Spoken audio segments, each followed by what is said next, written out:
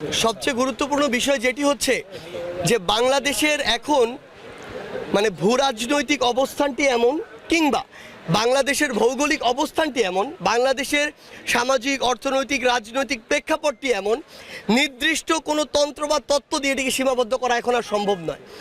বাংলাদেশে কোন তন্ত্র থাকবে, সমাজতন্ত্র বলেন আর আপনি আপনার জায়গা থেকে পুঁজিবাদ বলেন, যেই বলেন না কেন, এটি আসলে নির্দিষ্ট কোনো স্পেসিফিক কিছু তত্ত্ব দিয়ে এখন সীমাবদ্ধ করার আমার মনে হয় সময় এবং অবস্থা নেই।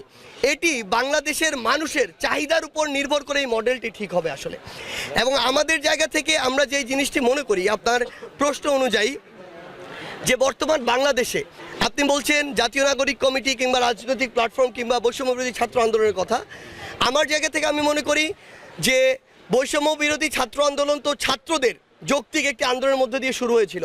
তখন আমরা পুরো বাংলাদেশের ছাত্রদের সাথে কানেক্ট হওয়ার চেষ্টা করছিলাম, অনেক ক্ষেত্রে হয়েছিলামও, কিন্তু আমাদের এই আন্দোলন শেষ হয়েছে ছাত্র জনতার আন্দোলন দিয়ে।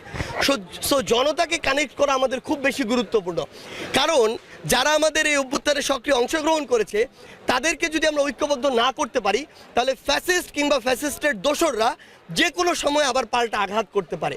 এই আঘাত মোকাবেলা করার জন্য, এই অভ্যুত্থানকে বাঁচিয়ে রাখার জন্য আমাদেরকে একটি প্ল্যাটফর্মে এসে ঐক্যবদ্ধ থাকা প্রয়োজন। এই জায়গা থেকে জাতীয় নাগরিক কমিটি নাগরিকদের গুছানোর যে কাজটি, সেই কাজটি পুরো বাংলাদেশ ব্যাপী করছে। আর এই তরুণ প্রজন্ম যারা যেখানে বিগত 16 বছর ধরে বাংলাদেশের রাজনৈতিক দলগুলো বারবার চেষ্টা করেও ব্যর্থ হয়েছে, সেখানে যেই তরুণ প্রজন্ম ওই খুনি হাসিনার পতন ঘটিয়েছে, তারা রাজনৈতিক দল গঠন করবে কিনা এটা বাংলাদেশের মানুষ নির্ধারণ করবে।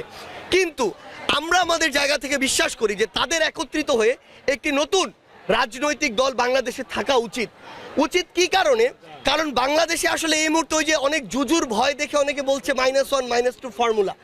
আমরা বিশ্বাস করি বর্তমান বাংলাদেশের ডিমান্ড হচ্ছে -2 না, বরং +2 ফর্মুলা। যখন বাংলাদেশের প্রধান রাজনৈতিক দল দুইটার জায়গায় 4টা হবে, তখন রাজনৈতিক দলগুলোর মধ্যে মানুষের জন্য কাজ করার যে প্রতিযোগিতা সেটি বৃদ্ধি পাবে। এবং এক দল আরেক দলকে প্রতিপক্ষ মনে করা, নিজেদের মধ্যে নেগোসিয়েশন করা কিংবা ডিল করে একবার এ ক্ষমতা আসবে একবার এ ক্ষমতা আসবে, এই চর্চা থেকে বের হয়ে আসার জন্য আমাদের বাংলাদেশের নতুন এবং গুরুত্বপূর্ণ আরও রাজনৈতিক দল দরকার।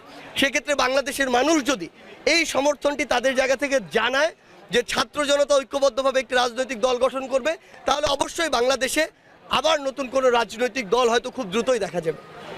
Thank you.